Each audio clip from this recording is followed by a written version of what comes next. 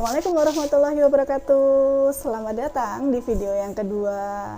Nah, video ini adalah video kelanjutan dari video pertama yang sudah membahas tentang soal Preparation Progression Test 1. Kalau di video yang pertama kemarin kita membahas soal poin pertama, yaitu soal 1 sampai soal nomor 10. Nah, di video yang kali ini kita akan membahas poin B atau poin kedua. Jumlah soalnya juga sama, yaitu 10. Tetapi kalau kalian sudah mengerjakan kemarin, itu kalian pasti akan mengamati perbedaan yang sangat besar antara poin yang satu dan poin yang kedua. Tipe soalnya jelas sangat berbeda. Nah, maka dari itu sama Ustazah videonya dibagi menjadi dua agar video penjelasannya tidak terlalu panjang. Nah, are you ready for discussion? Let's go. Nah, kita amati soalnya dulu ya. Kalau kalian lihat soalnya jelas sangat berbeda gitu ya. Kalau soal yang kemarin itu kan soal pilihan ganda. Nah, kalau ini poin B ini soalnya banyak teks, banyak data gitu. Nah, bagaimana caranya atau tips dan triknya mengerjakan soal-soal yang semacam ini? Nah, soal-soal yang semacam ini itu tips dan triknya yang pertama adalah jangan baca teksnya terlebih dahulu, tapi yang pertama adalah kalian langsung menuju ke bagian bawah teks atau menuju ke bagian pertanyaannya. Setelah kalian baca pertanyaannya, baru kalian baca teksnya untuk mencari jawaban dari pertanyaan tersebut. Nah, keuntungannya apa sih ketika kita melakukan ini? Keuntungannya adalah ketika kalian membaca membaca pertanyaannya terlebih dahulu, artinya kalian menghemat waktu untuk tidak membaca teks dua kali. Begitu ya, gitu. Oke, kita lakukan triknya. Jadi kita baca soalnya terlebih dahulu. Soalnya ada 3. Yang pertama yaitu tuliskan variabel bebas dalam percobaan tersebut.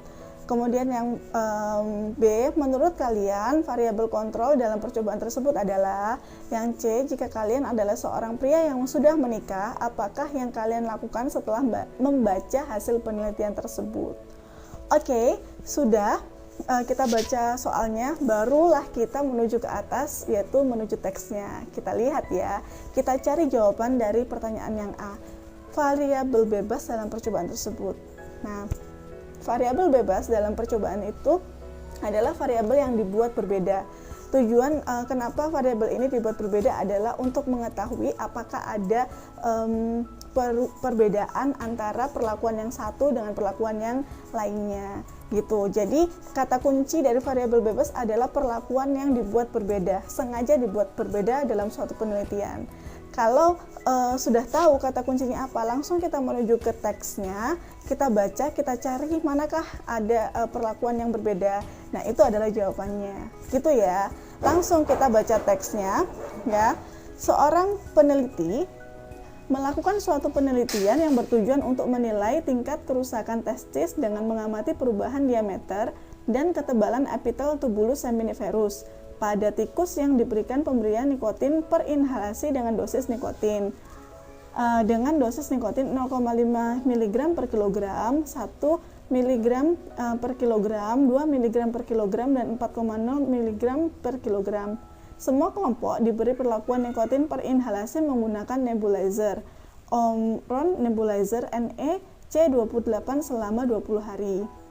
Tikus dikorbankan dan diambil testis untuk dibuat sediaan histopatologi. Testis diproses menggunakan parafin blok dan diwarnai menggunakan pewarna He serta diperiksa perubahan histopatologinya. Nah, dari paragraf 1 ini aja kita sudah bisa menemukan jawabannya. Seperti yang sudah Ustazah jelaskan tadi, bahwa variabel bebas adalah variabel yang dibuat berbeda.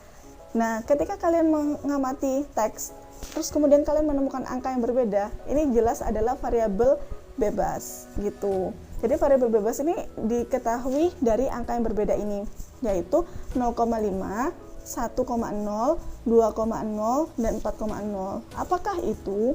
Ternyata ketika kita baca, yaitu adalah dosis nikotin per inhalasi gitu. Jadi jenis atau perbedaan dosis nikotin per inhalasi yang diberikan kepada tikus. Seperti itu ya.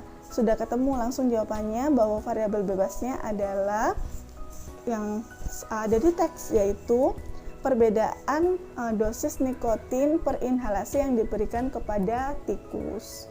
Gitu. Mudah sekali ya.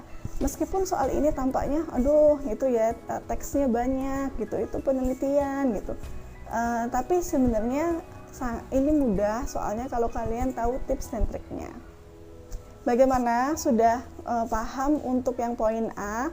Kalau sudah paham untuk pertanyaan di poin A, kita lanjut ke poin yang B ya. Nah, di poin yang B, pertanyaannya adalah, menurut kalian variabel kontrol dalam percobaan tersebut adalah? Variabel kontrol adalah variabel yang dibuat sama dalam suatu penelitian.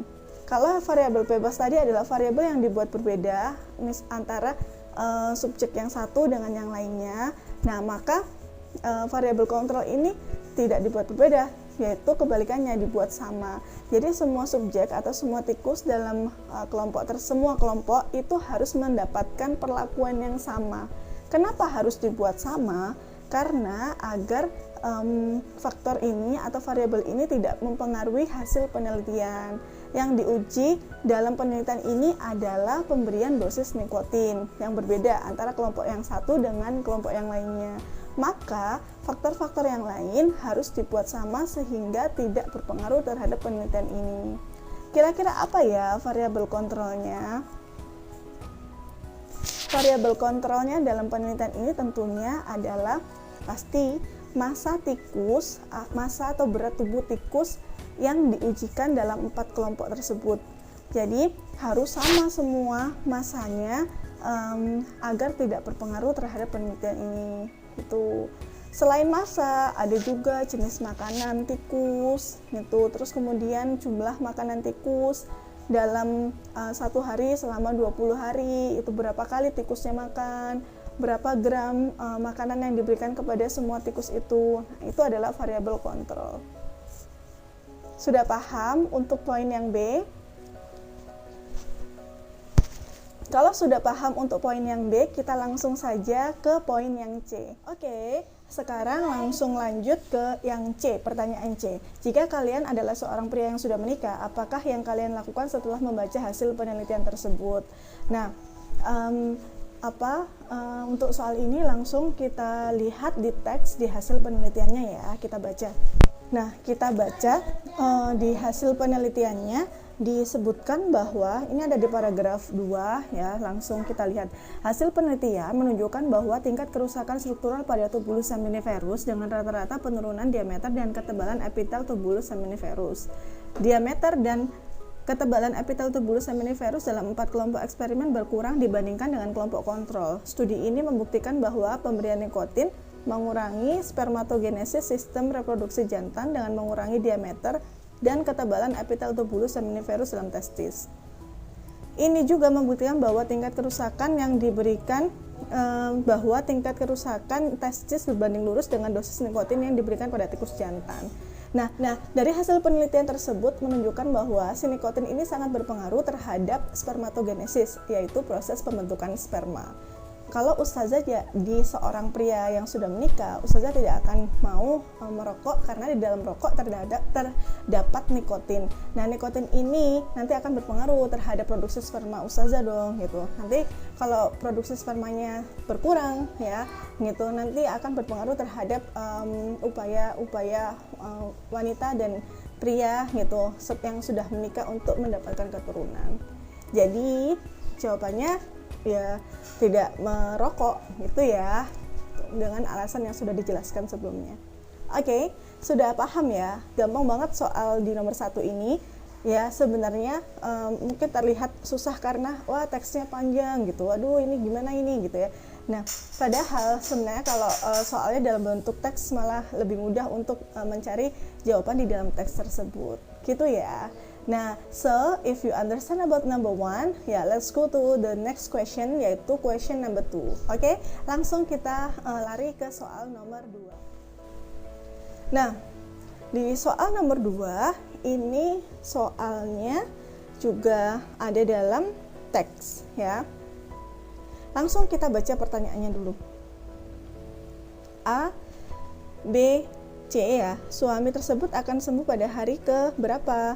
Berapa banyak butir yang dibutuhkan untuk obat A dan C? Nah, ini karena soalnya pasti hitungan ya, karena kan ini yang dicari adalah hari, kemudian ada banyak butir obat yang diminum dan juga total uang yang harus dikeluarkan. Jadi kita langsung baca teksnya, kita cari datanya di teks tersebut.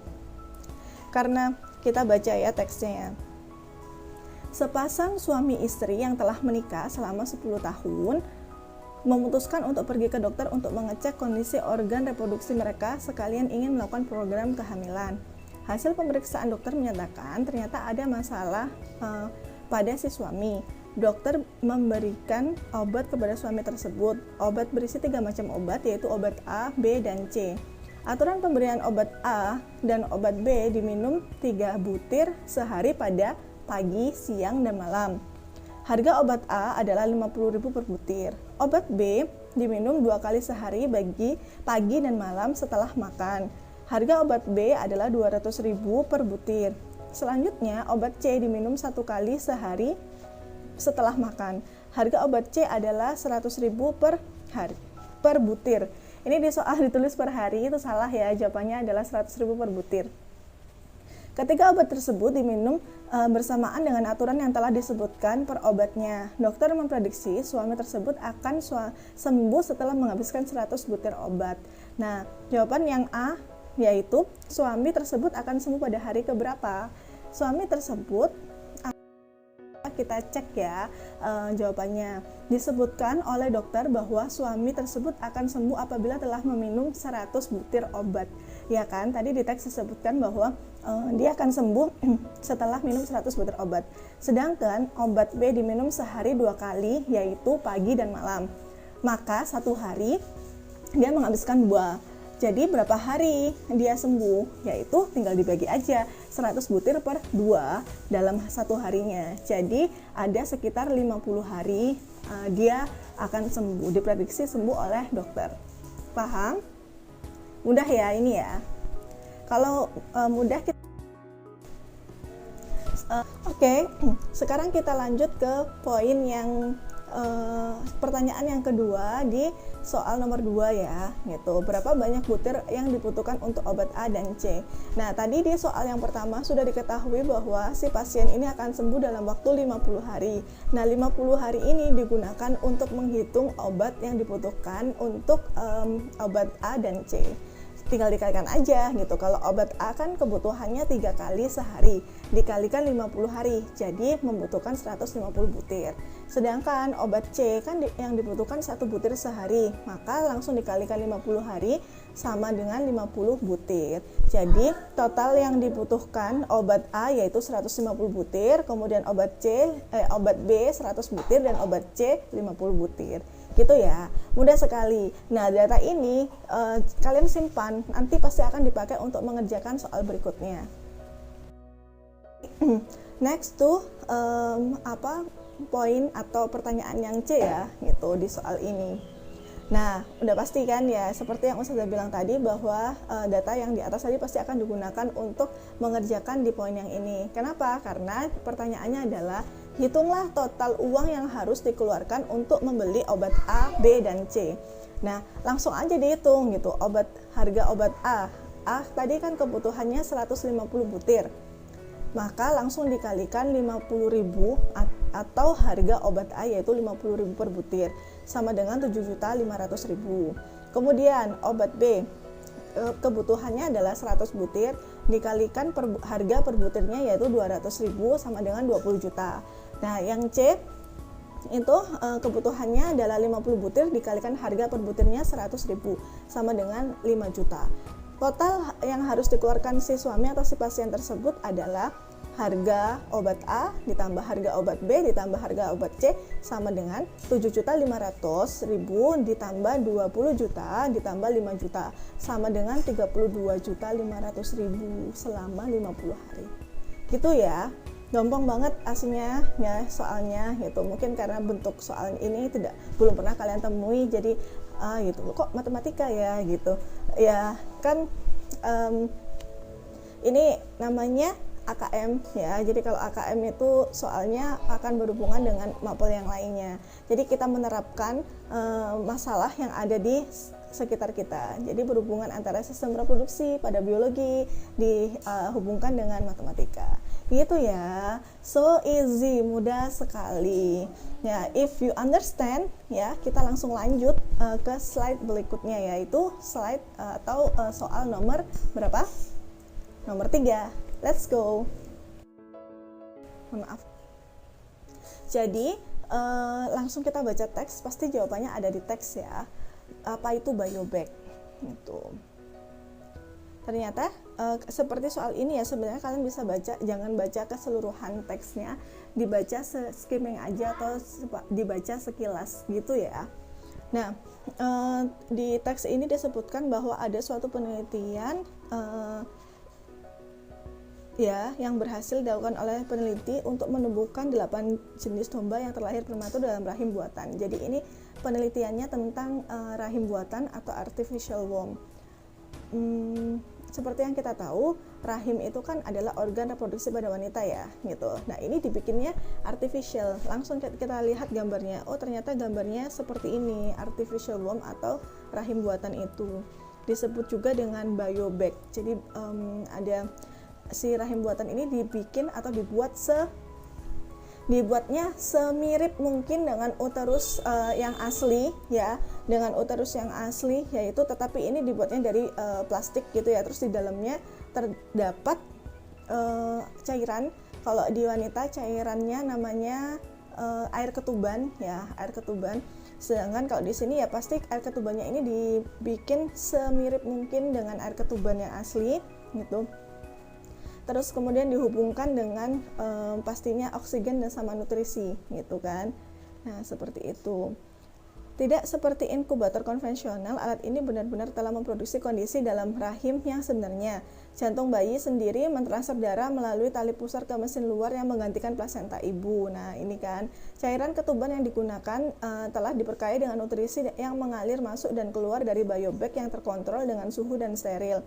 Tujuannya adalah untuk menyediakan lingkungan di mana bayi prematur yang kecil dapat dengan aman mengembangkan paru-paru dan organ tubuh lainnya. Selama periode kritis dan dari 23 sampai 28 minggu setelah pembuahan. Selama ini janin-janin sangat prematur atau terlahir sebelum minggu ke-28 yang berhasil dilahirkan membutuhkan perawatan ekstra. Mulai dari ventilasi mekanis, medikasi, dan 4 untuk nutrisi dan cairan. Lalu setelah melewati masa-masa awal tersebut, sebanyak 20 hingga 50% masih harus mengalami berbagai masalah kesehatan karena pertumbuhan organ yang terhambat. Melalui biobank, janin-janin tersebut dapat merasakan pertumbuhan yang lebih normal, menumbuhkan organ yang dibutuhkan, dan meminimalisir penyakit bawaan untuk menstimulasi uterus ibu. Biobank terdiri dari plastik bening berisi cairan elektrolit dilengkapi dengan sistem sirkulasi buatan. Cairan ini mirip dengan cairan amnion di dalam uterus dan bergerak keluar masuk dari kantung untuk membersihkan biobank, melindungi janin dari bakteria dan menjaga agar paru-paru janin tetap berisi cairan. Lalu untuk menstimulasi sistem sirkulasi darah yang menghubungkan ibu dengan janin dan menukar karbon dioksida menjadi oksigen. Fleck dan koleganya menciptakan sebuah sistem sirkulasi buatan tanpa pompa. Hal ini karena darah perlu mengalir dengan tekanan yang cukup, tetapi pompa buatan dapat merusak jantung bayi gitu. Nah, jawabannya adalah di paragraf terakhir yang Ustazah baca ya gitu. Jadi di paragraf itu tadi dijelaskan fungsi biobank gitu ya, atau fungsi cairan di dalam biobank. Kira-kira cairan yang ada di dalam biobank habis, apa yang akan terjadi ya gitu. Nah, cairan seperti yang tadi Ustazah jelaskan bahwa cairan yang ada di dalam biobank adalah mirip seperti amnion atau air ketuban gitu ya, cairan amnion atau air ketuban. Nah, air ketuban sendiri itu fungsinya adalah untuk melindungi bayi dari benturan, kemudian dari goncangan gitu, dan juga untuk ini di teks disebutkan bahwa untuk melindungi di dalam uterus ya. Cairan ini mirip dengan cairan amniotik di dalam uterus dan bergerak keluar masuk dari kantung untuk membersihkan biobank, melindungi janin dari bakteri, dan menjaga agar paru-paru tetap berisi cairan gitu. Jadi kalau seandainya berkurang nanti akan berpengaruh terhadap ini ya, proses dia pasti akan berpengaruh terhadap bakteri ini. Nanti bisa jadi ada bakteri yang masuk ke tubuhnya, terus kemudian ada juga paru-parunya tidak terisi cairan. Sedangkan pada janin itu, janin sendiri belum bisa bernafas gitu. Jadi memang harus terlingkupi oleh cairan ketuban atau amnion fluid seluruh tubuhnya gitu. Terus kemudian untuk mensimulasi sistem sirkulasi darah yang menghubungkan ibu dengan janin, itu nanti akan berpengaruh terhadap sirkulasi O2 dan CO2 antara bayi dengan ibunya gitu. Jadi sangat berbahaya sekali kalau seandainya cairan ini berkurang atau habis gitu. Sama seperti ibu yang hamil ya gitu. Biasanya kalau mau melahirkan itu sama dokter pasti dicek dulu air ketubannya masih ada apa enggak. Kalau seandainya mau lahiran tapi kondisi air ketubannya itu jelek dan kemudian sangat sedikit gitu ya, pasti akan dilakukan tindakan yang sangat cepat, yaitu biasanya dengan operasi sesar untuk membantu mengeluarkan si bayi pada waktu lahiran. Jadi seperti itu ya, itu sangat penting sekali si biobag atau cairan di dalam biobag itu. Nah, kemudian yang B, tuliskan pendapat kalian apakah artificial womb atau rahim buatan dapat dilakukan pada janin manusia gitu. Nah, untuk yang question ini ya gitu, sebenarnya ketika Ustazah membaca teks tentang janin domba ini, Ustazah juga mencari artikel yang lain tentang penelitian yang serupa yang dilakukan pada janin manusia. Ternyata sudah pernah dilakukan penelitian serupa atau perlakuan yang serupa terhadap janin manusia. Nah, kalau menurut Ustazah sih sangat bisa gitu ya pada janin manusia dilakukan gitu. Tetapi ya dengan kondisi yang dibuat semirip mungkin sama seperti uterus yang asli gitu. Masalah pro dan kontranya Ustazah tidak bahas ya, karena kita bahas sains gitu dan ini untuk kebaikan gitu. Okay, if you understand about this kind of question, let's go to the next question. Kita langsung lanjut ke question selanjutnya ya. Langsung kita ke soalnya. Bapak Irwanto dan Ibu Indri merupakan sebuah keluarga yang memiliki 2 orang anak. Mereka berencana untuk ikut berperan serta dalam melaksanakan program pemerintah sebagai keluarga berencana, yaitu 2 anak cukup. Pada bulan ini, Bapak Irwanto dan Ibu Indri memutuskan untuk melakukan kontrasepsi untuk mencegah kehamilan. Minggu lalu, mereka berkonsultasi ke dokter terkait metode kontrasepsi yang ingin dilakukan. Setelah berkonsultasi dengan dokter, akhirnya mereka memilih untuk melakukan kontrasepsi dengan metode tubektomi.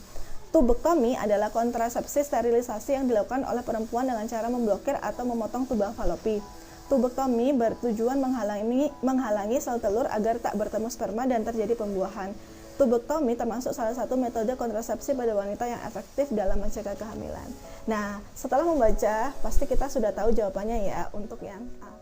Oke, untuk soal yang A ya, itu di soal nomor 4 yang bagian A. Mengapa metode tubektomi dinilai efektif dalam mencegah kehamilan? Ya tentu saja sangat efektif ya, karena apa? Seperti yang kita sudah pelajari tentang organ reproduksi wanita, bahwa si ovum setelah ovulasi ini akan berjalan menuju ke tuba falopi. Nah, di tuba falopi inilah si ovum akan menanti datangnya sperma. Ketika dia bertemu antara ovum dan sperma, maka terjadilah fertilisasi gitu ya. Kalau terjadi fertilisasi, maka nanti akan kondisinya adalah hamil seperti itu. Nah, di metode KB program berencana, di metode KB tubektomi ini, si tuba falopi tadi diputus gitu. Karena diputus, ya akibatnya apa? Ketika ovum ovulasi, dia akan sampailah di tuba falopi. Kemudian ketika ada sperma masuk, si sperma ini tidak bisa bertemu dengan ovum karena jalannya terputus gitu. Kalau tidak bisa bertemu dengan ovum, artinya tidak terjadi fertilisasi. Kalau tidak terjadi fertilisasi, maka tidak terjadi kehamilan. Jadi sangat efektif ini artinya 100% tidak akan pernah terjadi fertilisasi. Makanya dia benar-benar sangat efektif dalam mencegah kehamilan. Paham? Mudah ya gitu. Selanjutnya yang B, bagaimana pengaruh tubektomi terhadap proses perjalanan sperma? Nah, setelah kita belajar tentang fertilisasi, bagaimana proses perjalanan sperma dari organ reproduksi laki-laki menuju ke perempuan, ya menuju ke ovum gitu kan. Nah, perjalanan sperma ini kan dari kalau masuk ke organ reproduksi wanita yaitu dari vagina, kemudian serviks, ke uterus, ke tuba falopi. Nah, dia tetap akan melewati si vagina, serviks, uterus, dan tuba falopi. Tetapi ketika di tuba falopi nanti dia tidak bertemu dengan si sperma, tidak bertemu dengan si ovum. Jadi seperti itu pengaruh tubuktomi terhadap proses perjalanan sperma. Ya, gitu. It's so easy, gampang sekali ya gitu. Kita tinggal lihat atau cari jawabannya di teks gitu. Dipahami teks aja nanti pasti bisa menjawab soalnya. So, let's go to the number 5. Soal nomor 5. Nah, di soal nomor 5 ini juga teks juga gitu, tapi kita baca soalnya ya. Menurut pendapatmu, apakah kamu setuju anggapan bahwa gen bayi kembar diturunkan oleh suami atau laki-laki? Yang B, menurut pendapatmu, apakah pasangan suami istri tersebut memiliki kemungkinan untuk mendapatkan bayi kembar? Ya, kita baca teksnya. Setelah baca soalnya, langsung kita baca teksnya. Pasangan suami istri yang baru menikah sangat ingin mendapatkan bayi kembar. Ada anggapan bahwa bayi kembar diturunkan dari gen suami. Apabila suami tidak kembar, maka maksudnya apabila suami tidak memiliki keturunan kembar, ya maka kemungkinan pasutri tersebut untuk memiliki bayi kembar tidak ada. Sedangkan ada dua macam kembar, yaitu kembar identik yang berasal dari satu ovum dan satu sperma yang fertilisasi, kemudian zigot hasil fertilisasi mengalami pembelahan sel menjadi dua, gitu, menjadi dua zigot. Makanya jadi bayi kembar yang identik. Sedangkan kembar yang kedua yaitu kembar tidak identik berasal dari dua ovum yang dihasilkan oleh dua ovarium istri, ovarium kanan dan kiri. Kedua ovum tersebut dibuahi oleh dua sperma yang berbeda. Gitu. Menurut pendapatmu, apakah kamu setuju anggapan bahwa gen bayi kembar diturunkan oleh suami atau laki-laki?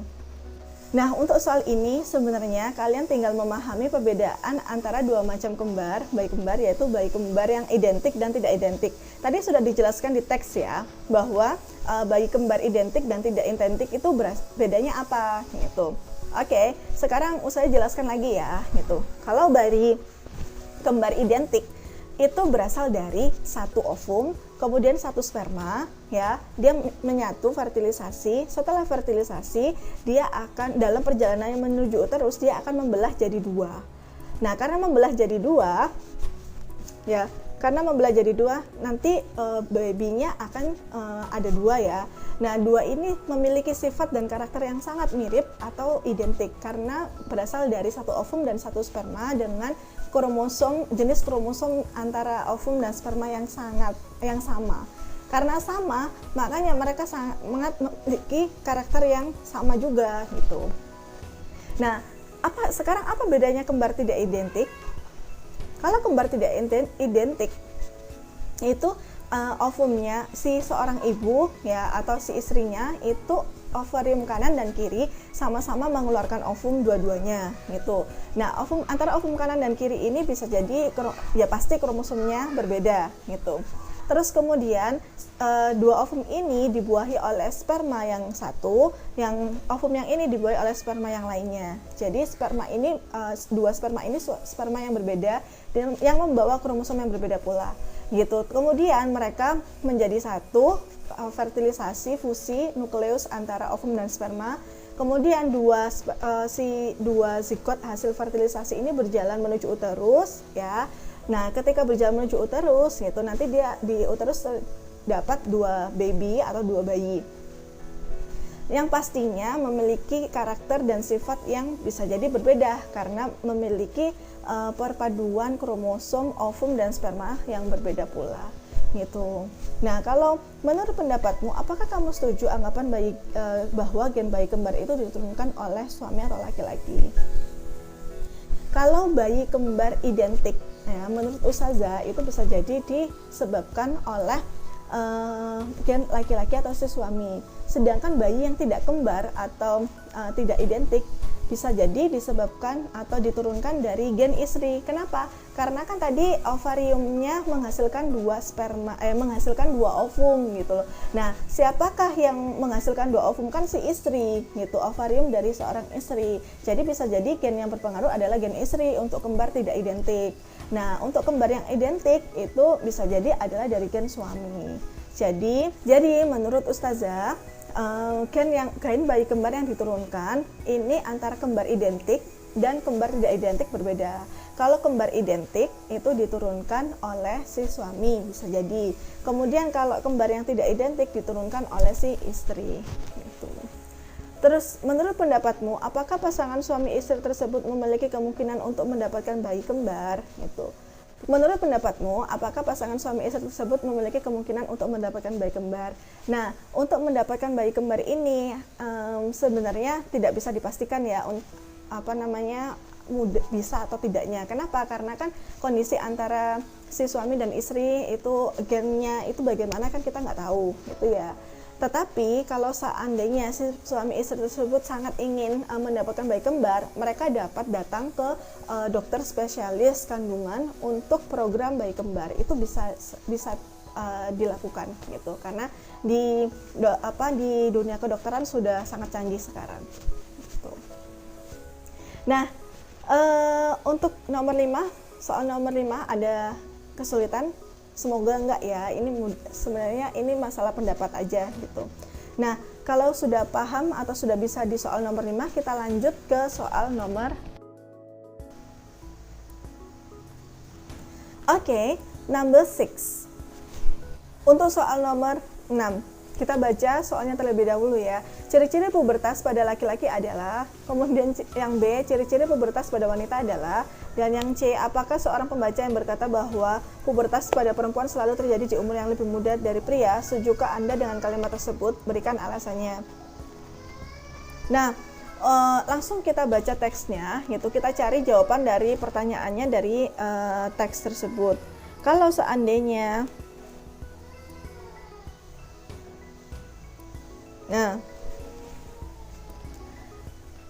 untuk teks ini kalian baca skimming aja gitu ya, jangan baca semuanya ya, kita bacanya sekilas.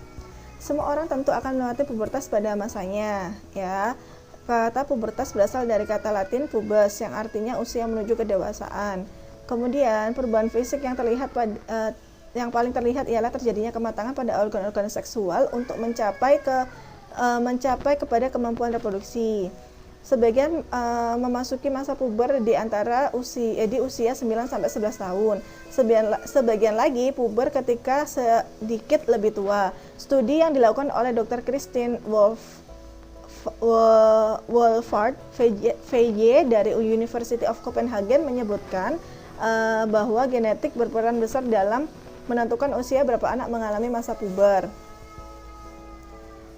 Sebelumnya sebuah studi menemukan bahwa sebanyak 5.600 anak perempuan usia 9 hingga 14 tahun yang minum lebih dari 1,5 porsi minuman manis memiliki periode pubertas 3 bulan lebih awal dibandingkan dengan mereka yang hanya konsumsi sedikit minuman manis.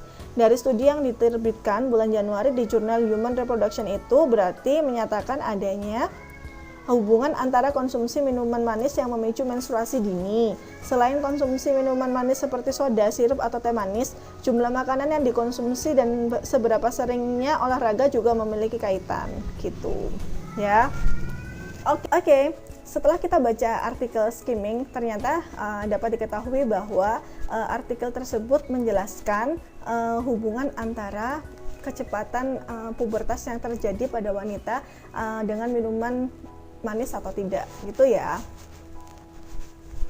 Jadi untuk menjawab A dan B sebenarnya kita sudah pernah pelajari ya, tanpa membaca teks juga kita sudah tahu. Ciri-ciri pubertas pada laki-laki adalah apa? Gitu. Kalau pada laki-laki itu tumbuhnya jakun, kemudian suaranya itu membesar gitu.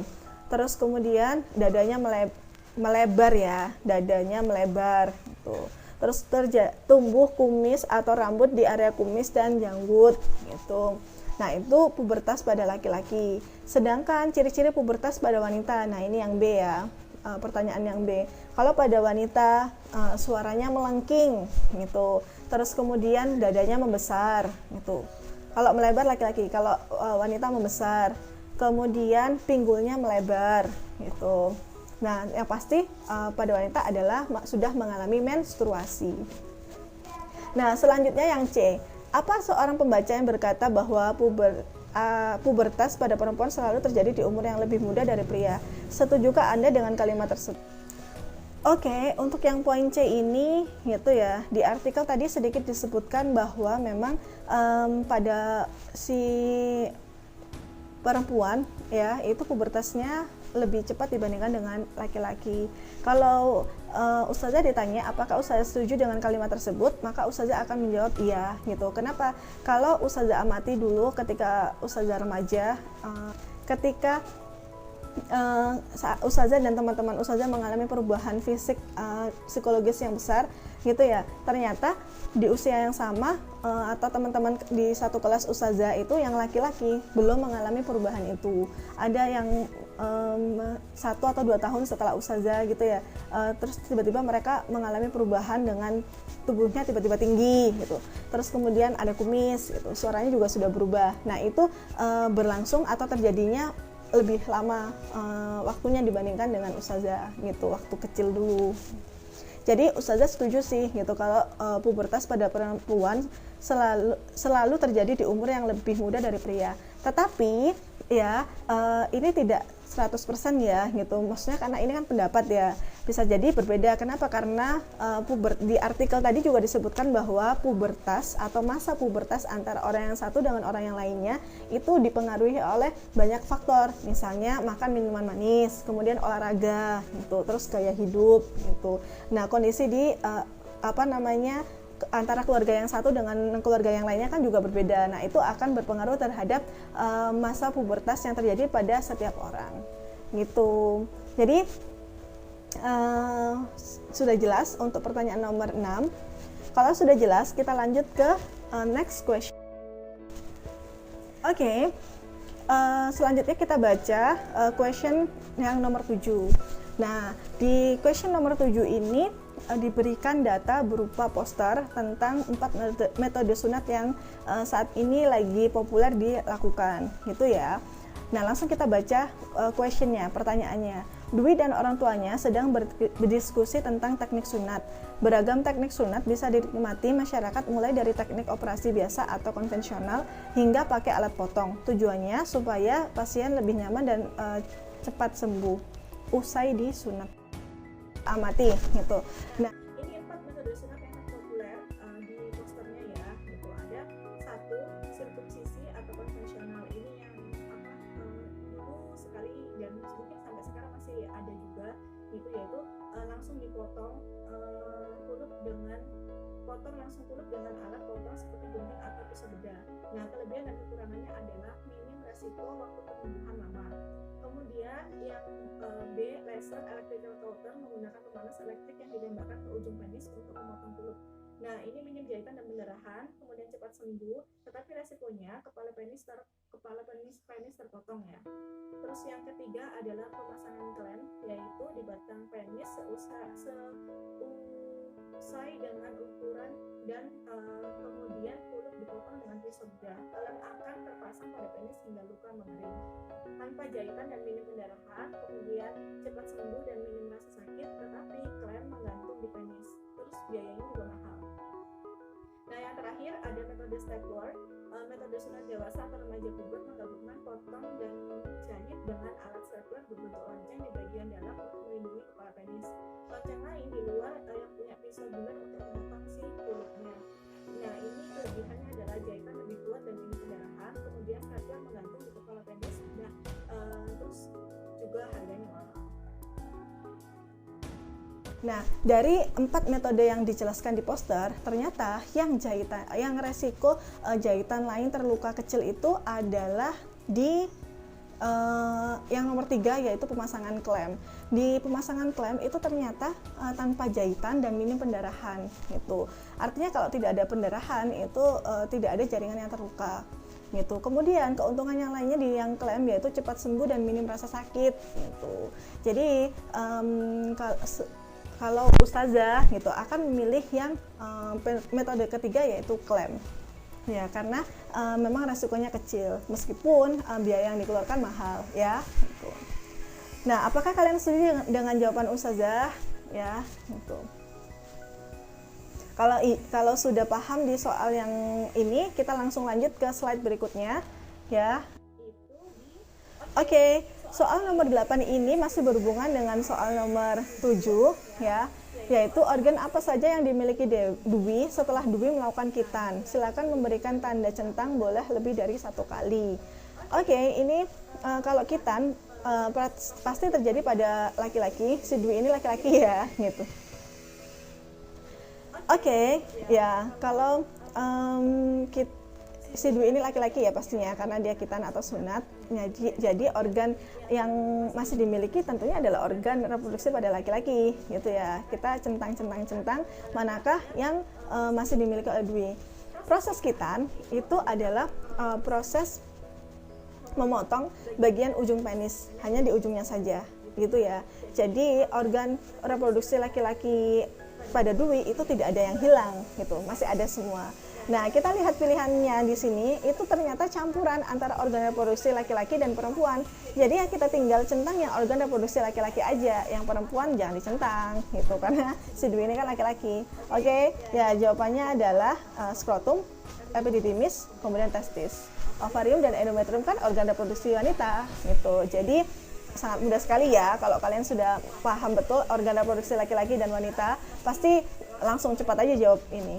Oke, jadi sebenarnya soal ini tidak ada hubungannya dengan proses kitan ya, gitu. Kita tinggal lihat aja itu organ reproduksi laki-laki atau perempuan.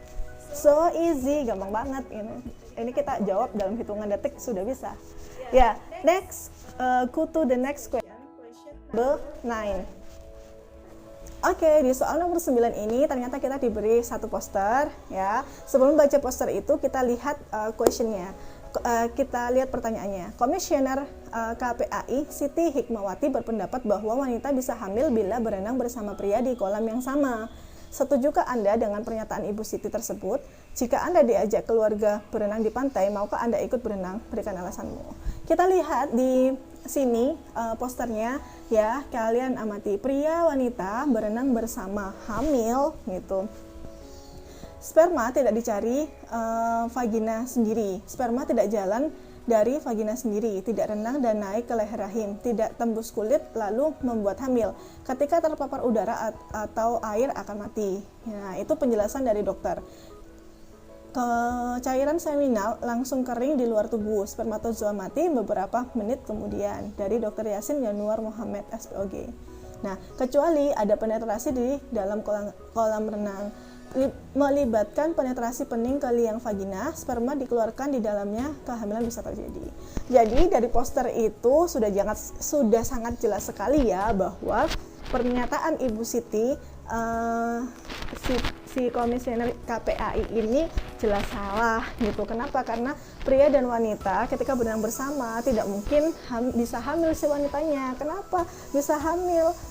Orang dia tidak melakukan apa-apa kecuali memang mereka berdua di dalam kolam renang itu melakukan penetrasi seperti yang ada di poster itu ya, gitu. Penetrasi ini terjadi melibatkan penetrasi penis ke liang vagina gitu. Tapi kalau tidak ada itu ya tidak mungkin. Kenapa? Kan meskipun nih seandainya spermanya keluar berceceran di kolam renang, nanti langsung akan mati kena air kolam renang seperti itu. Nah, itu dijelaskan sama dokter juga. Spermatozoa mati beberapa menit kemudian gitu ketika dia keluar. Kemudian cairan seminal langsung kering di luar tubuh. Jadi cairan seminal ini adalah cairan yang memberikan nutrisi kepada si spermatozoa ya, gitu, si sperma untuk si sperma bisa berenang. Nah, kalau dia udah keluar nanti dia akan susah untuk karena kan sudah bercampur dengan air kolam seperti itu. Jadi Ustazah sangat tidak setuju gitu kalau seandainya seandainya pria dan wanita ini berada di satu kolam terus kemudian si wanita bisa hamil. Jadi tidak bisa ya gitu. Yang sudah belajar sistem reproduksi manusia harus bisa jawab gitu. Kalau setuju dengan Ibu Siti ini, aduh gitu gimana? Nah, yang B, jika Anda diajak keluarga berenang di pantai, maukah Anda ikut berenang? Kalau Ustazah ya mau aja karena Ustazah senang di pantai gitu. Tapi kalau alasannya adalah takut nanti bisa hamil gitu ya, karena seandainya di pantai itu di sebelah sana ada laki-laki gitu ya, terus takut hamil gitu. Ya jangan. Kenapa? Karena kan kita sudah belajar sistem reproduksi. Jadi tidak akan mungkin si laki-laki sama wanita ini meskipun dalam di pantai itu dalam satu lokasi terus kemudian hamil, nggak bisa gitu. Jadi ya mau aja nggak apa-apa berenang gitu, asal jangan terlalu berdekatan ya antara laki-laki dan wanita, ingat gitu, bukan muhrim. Nah, sangat gampang ini pertanyaannya gitu. Lanjut aja, kita nomor 10, last question nih, question terakhir nih. Saya seneng banget ini udah last question. Kalian pasti juga gitu ya, udah nungguin kapan selesai videonya ini. Oke, kita baca soalnya di yang nomor 10. Kehamilan adalah proses yang terjadi dari pembuahan sampai kelahiran. Proses ini dimulai dari sel telur yang dibuahi oleh sel sperma, lalu tertanam di dalam lapisan rahim, dan kemudian menjadi janin. Mungkinkah seorang wanita hamil bisa mengalami menstruasi? Apabila kita bahas tentang fertilisasi dan menstruasi, sebenarnya seperti yang sudah kita ketahui bahwa menstruasi ini adalah lapisan endometrium atau lapisan dinding rahim bagian dalam meluruh ketika tidak terjadi fertilisasi. Ya, ketika tidak ada ovum dan sperma yang menyatu, maka si endometrium ini akan meluruh. Sebenarnya apa sih fungsi dari endometrium ini?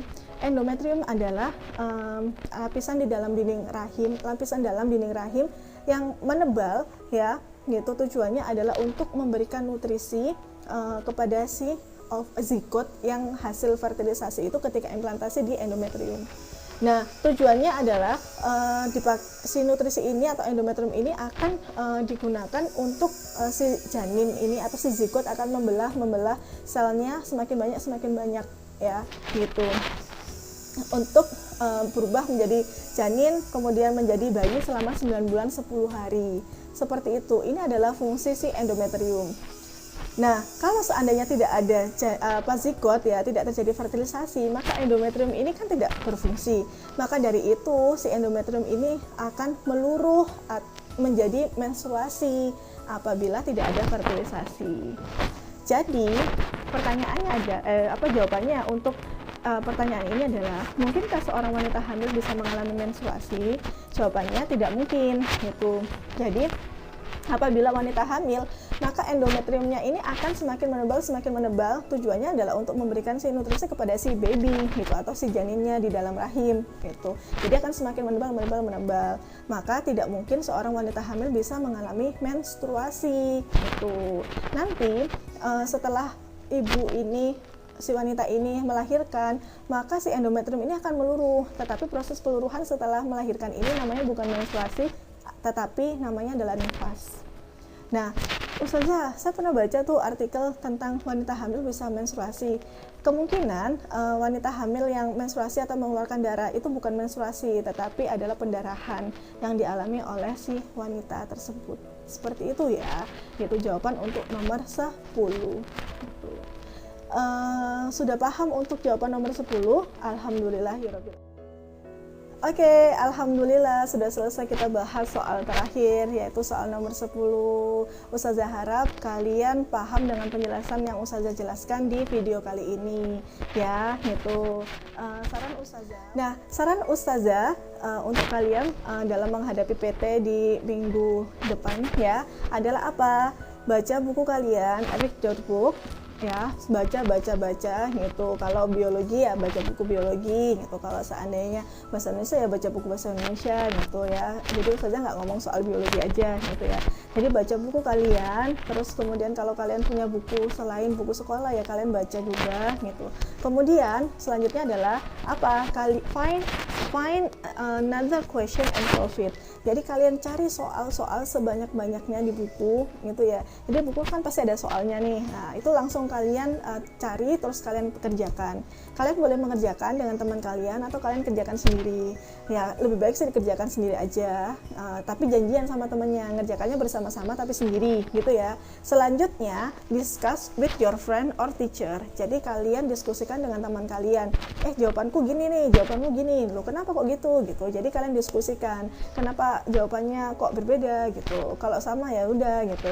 Terus nanti kalian bisa koreksi ke ustazah. Bisa tanya ke ustazah di asrama atau langsung minta tolong di WA kan, Japri WA atau Instagram bisa gitu, ketika pas ada waktu luang ya gitu bisa WA Ustazah Hermin gitu, tanya gitu, Ustazah ini benar nggak jawabannya, kayak gitu ya gitu. Jadi belajar kita tidak sebatas sampai soal preparation progression test 1 yang di video ini, tetapi kita tetap belajar yang lainnya gitu ya, berusaha untuk menghadapi PT. Insya Allah nanti hasil PT-nya pasti akan baik mengikuti gitu dengan usaha kalian. So fighting, kalian pasti bisa ya gitu. So thank you so much. This is the last for Ustazah Hermin. I hope you get the best score on progression test 1. Semangat berjuang anak-anak hebat luar biasa. Bye bye. Wassalamualaikum warahmatullahi wabarakatuh.